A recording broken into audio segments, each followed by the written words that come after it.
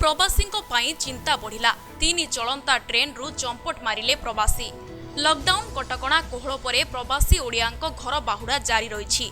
तेबे किछि अमानिया प्रवासी ओडियांको लागि आज गंजाम जिले में अप्रीतिकर परिस्थिति उपजिछि।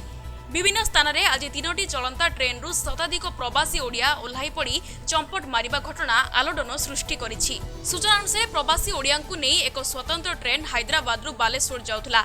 यह ब्रह्मपुर स्टेशन और जगन्नाथपुर स्टेशन रे अटकी नथिला, किंतु ट्रेन रे गंजाम जिलार किछि प्रवासी ओडिया रहितबारु सेमाने ओह्लाई पड़िबाकू योजना करथिले। छत्रपुर स्टेशन रु 1 किलोमीटर दूर रे ट्रेन रो गति मंथर हेबारु सेतिरु किछि प्रवासी ओडिया निज जिनसपत्र सह ओह्लाई पड़िथिले। परे स्थानीय आरपीएफ पुलिस और प्रशासनिक अधिकारी पहुंची सेठारु 50 जनकू उद्धार करी चिकलखंडी पंचायत अंचल रे संगरोध रे रखिछंती।